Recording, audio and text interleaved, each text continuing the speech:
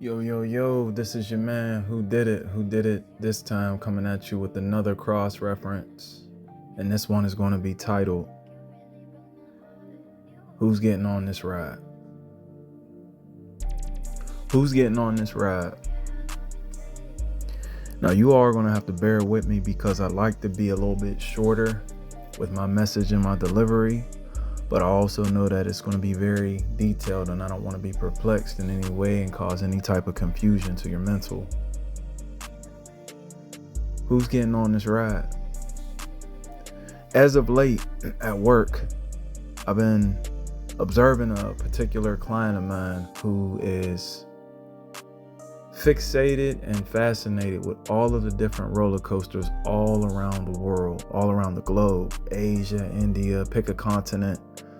This young gentleman, loves roller coasters, loves amusement parks. And for some odd reason, the other day I was driving, leaving from one client's crib to the next. Something came over me where when you're a child, depending on the type of roller coasters you may have experienced in your earlier years, your toddler years, there's like 2 seats to some of the roller coasters. I'm from Pennsylvania, so there's several type of designs of rides that you all are acclimated to in your memory, such as things like the Mouse, which is like a 2-seater, kind of like a mid-range coaster for excitement. But when you're a small child, there's those little roller coasters, those little rides that might go up.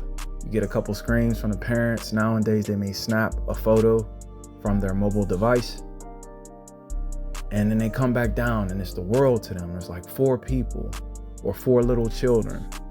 And when you become, 6, 7, if you're not quite ready to get on the big rides, like I just mentioned a little earlier about the Mouse, you get on like a 2-seater, a 4-seater, pick one of your own liking, a roller coaster, because that's the ride that I'm talking about. That's the image I have in my mind. The roller coaster.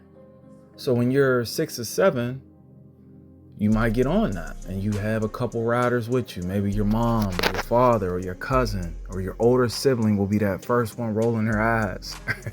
I remember my sisters didn't always want to get on certain rides, but because I was a little younger and a lot younger than my older ones, they would have to drag me along, on a ride that is no longer scary to them, but it might have been scary to me. And then when you become a teenager, those of you all who are not riders and you've never been a passenger on a fast roller coaster, then this message is not for you, because you may not be able to embody where I'm about to go with it. You're a teenager, you're a little bit more bold. The roller coaster trains get longer. Some of them can go up to 22 people on that train, on that coaster cart. Use your mind to go back with me. Or if you're still a rider, like I do get on certain roller coasters occasionally at your Busch Gardens or Disneyland. I'm not too fearful, but I like to practice discernment and go by the spirit when I'm getting on certain rides. Now remember that. All right. So in retrospect, I had a good run, man, when it comes to, getting on roller coasters. I'm sure a lot of you all had pretty cool experiences as well.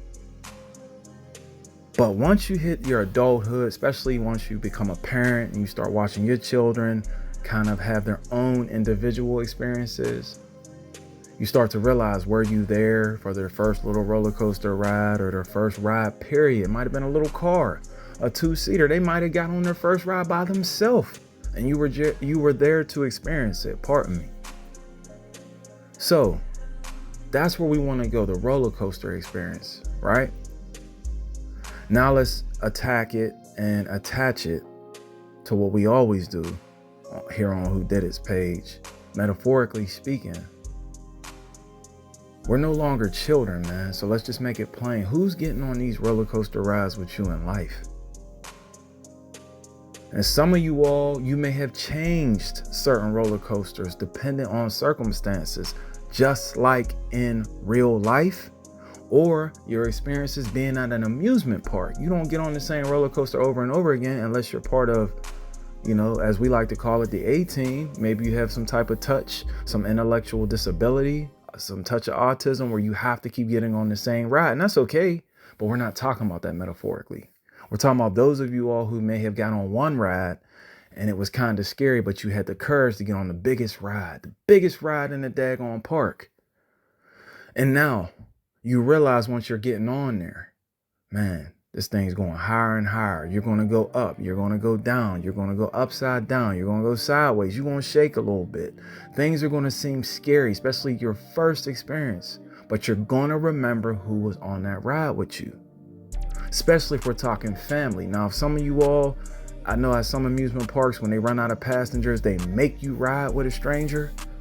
Well, then that experience, no matter what you say, especially if you have any type of, I don't know, fear of heights or some type of anxious spirit may touch you. You're dependent on the Lord. You're dependent on something spiritually to protect you. But for most people, you're going with people you know to an amusement park. Now, in reality, in this journey, this life experience that we're all going through, who's in the daggone roller coaster, train, or cart with you?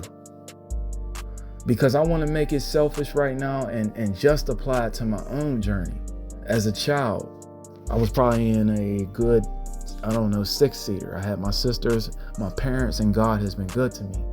But the older I got, the trials and tribulations, we're going up a little higher, things got a little bit faster, turbulence started to hit, things in that nature. Now I have my grandparents, but through the years, they passed on, all of them.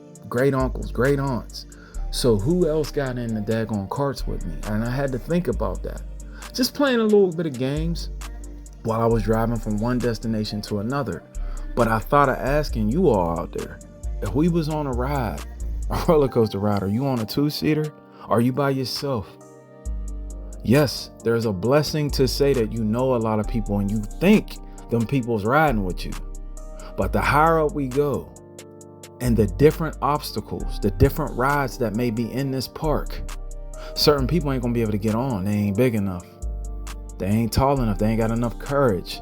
They ain't got enough, pardon my language, they don't have the balls. They just ain't that type of person to get on that with you.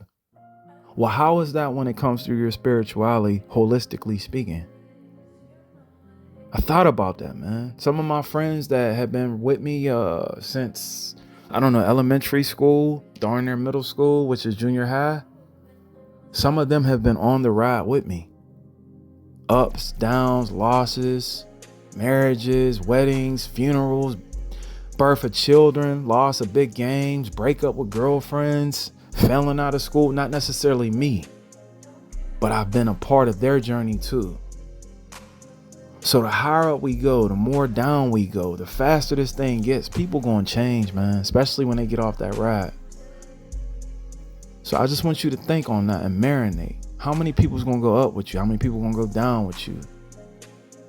How many people going to get fearful just because they see the height of the barrier or the hill or the steepness?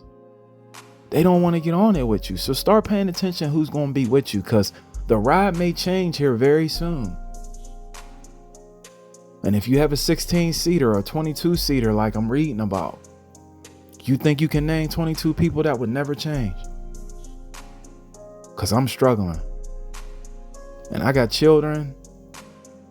I got friends. I got day ones, as the children like to say. I got business partners. But the older I get, the more I'm watching a generation leave here and check out. And I'm not so sure about the next people following me. They're kind of weak mentally and spiritually. So I'm not just open about letting everybody get on the ride with me, because some of them are going to be pessimistic. Some of them are going to be scared. Some of them is going to get sick. But then some of them is going to be right there with you, holding your hand, patting you on your back, rubbing your shoulders. Pause if it's, I don't want to say, because, some of y'all might take it the wrong way, but you know where I'm going with it. Rubbing your shoulders, telling you everything going to be okay. When we going down, just close your eyes, man. It's almost over. You're going to lose people in this world, man. Things are going to get rocky. But when the ride is over, there's an appreciation and a love. So Sorry for being long-winded, and if I lost you, I do apologize. Maybe you need to listen to it again or ask a friend. Who's getting on this ride with you? All right. It's your man who did it this time, coming at you with another episode, another installment to the classic series, Reality Clips. Oh, I'm sorry, this is a cross reference, but it's reality as well. Who's getting on the ride with you?